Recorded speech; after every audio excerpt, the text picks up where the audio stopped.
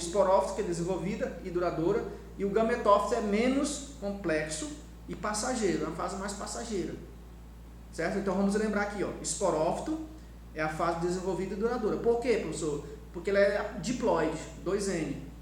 E os gametófitos, que vai formar os gametas, masculino e feminino, dentro do mesmo cônjuge, do mesmo estróbilo, certo? Ele é passageiro. Então o gametófito N é composto pelo grão de pólen e pelo tubo polínico, certo? Então no gameta vai ser produzido, no caso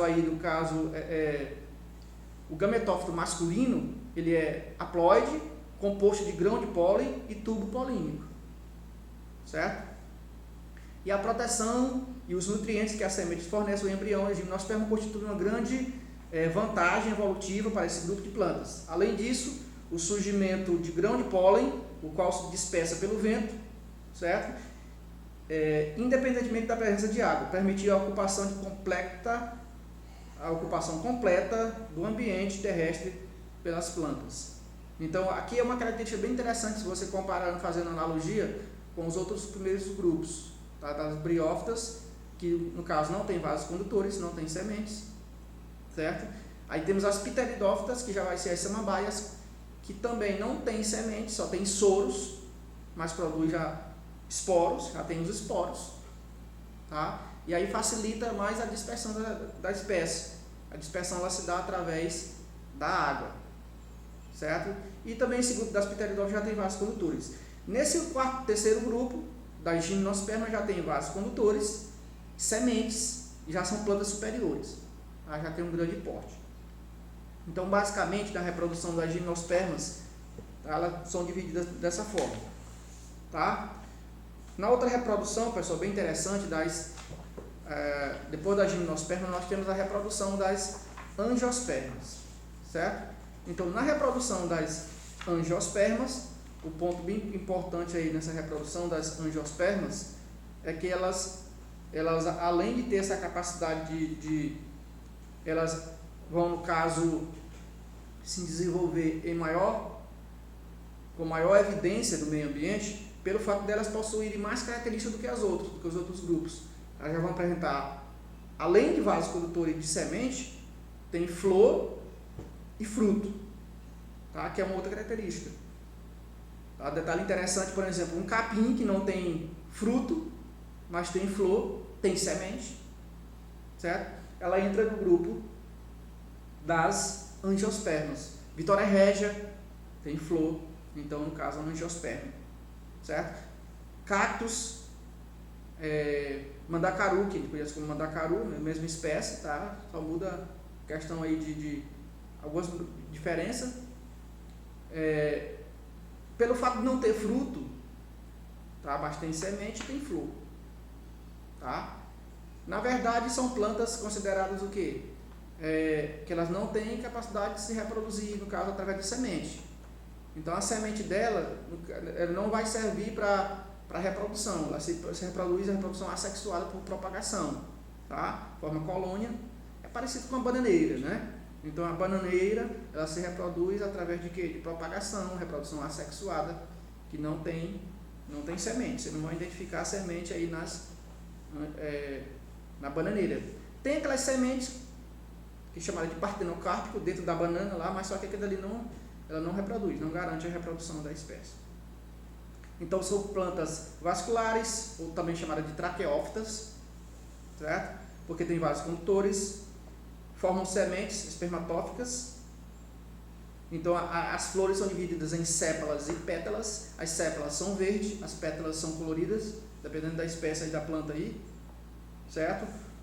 Outra coisa interessante, elas podem apresentar também, pessoal, uma tendência evolutiva observada nas traqueófitas. Elas têm uma coisa interessante. A geração esporofítica é a maior, aí mais independente do gametófico, enquanto a geração gametofítica é menor e mais dependente do esporófito. Então, os esporos ali eles são dominantes.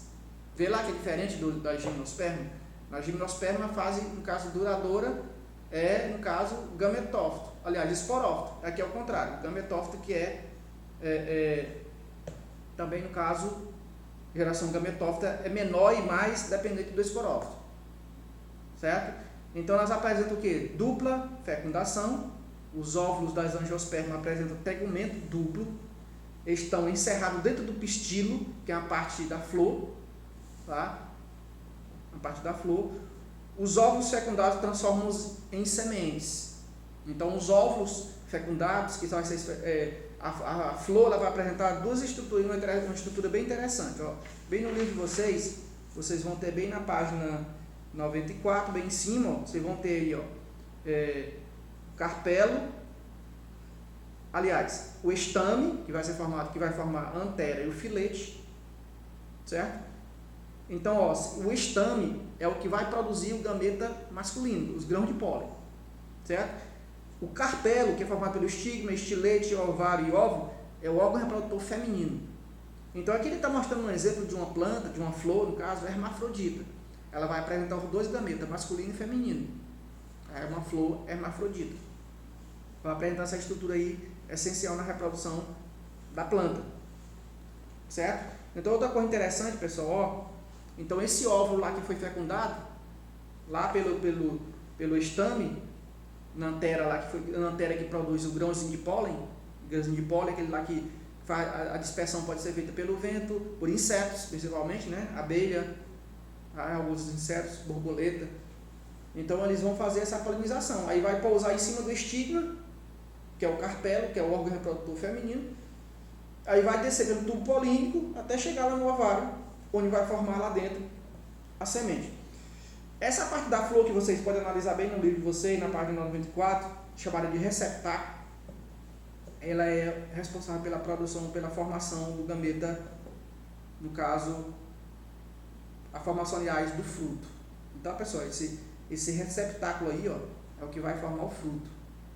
Então, dentro forma a semente. Então, é toda essa parte aí, esse ovário aí, essa estrutura aí, o óvulo, o ovário, que vai formar o fruto na flor. Então, a coloração da flor, o cheiro que a flor produz, exatamente é para atrair os insetos, os pássaros, na questão da polinização, tá? Para facilitar aí essa polinização. Tá bom? Então, outra coisa interessante aí, ó, o ovário transforma-se no fruto, o qual abriga a semente e auxilia na dispersão dos vegetais.